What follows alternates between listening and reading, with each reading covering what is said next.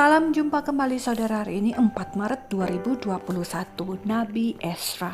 Nabi ini termasuk nabi yang sangat banyak pekerjaannya ya saudara. Kenapa saya teringat akan nabi ini? Ya, hari ini saya berjumpa dengan seorang teman lama dari ibu kota, di mana ketika kami bercerita tentang pengalaman dia sejauh ini, apa yang membuat dia berkutat pada titik dan hal yang sama terus menerus sampai saat ini, padahal potensi yang dia punya itu banyak tetapi dia tidak berkembang seperti itu. Kemudian dia bilang, orang-orang di sekitar saya kurang mendukung, suasananya kurang mendukung, ada masalah lain setiap kali saya berjumpa, saya punya waktu terkuras untuk A, B, C, dan D dan lain sebagainya.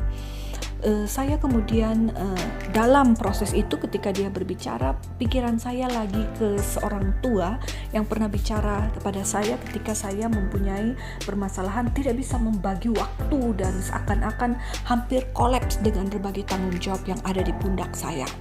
Orang tua itu bilang kepada saya, "Mbak, kami itu punya pepatah, berikanlah pekerjaan kepada orang yang sibuk, niscaya pekerjaan itu akan selesai," dan sebaliknya.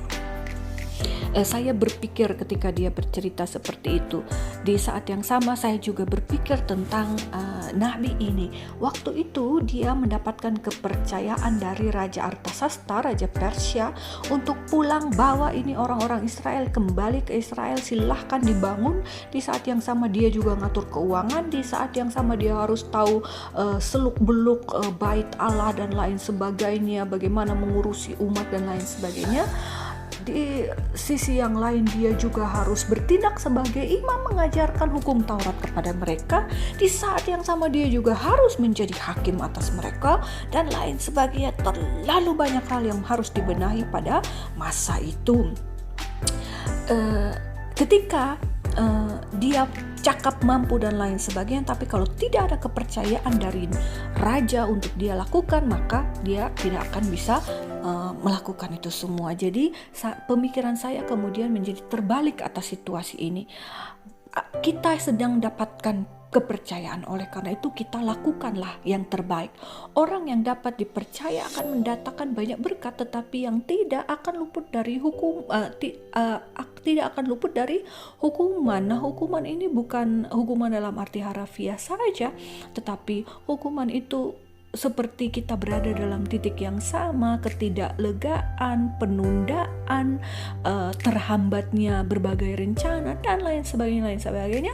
Siapa tahu bisa berpengaruh pada hari-hari depan di hidup kita jika kita tidak menjalankan tanggung jawab itu dengan baik. Selama masih ada hari, selama masih ada pekerjaan, selama masih ada kesibukan, selama masih ada pergumulan, selama kita masih bisa melihat matahari, bagaimana kalau kita berpikir, saya sedang dipercaya, oleh karena itu saya harus melakukan yang terbaik terhadap hidup saya, terhadap pergumulan saya, terhadap berbagai tanggung jawab yang diberikan kepada saya, supaya kita tidak tinggal diam di dalam satu titik yang membuat kita tidak berkembang, tidak maju, tidak semakin lebih baik.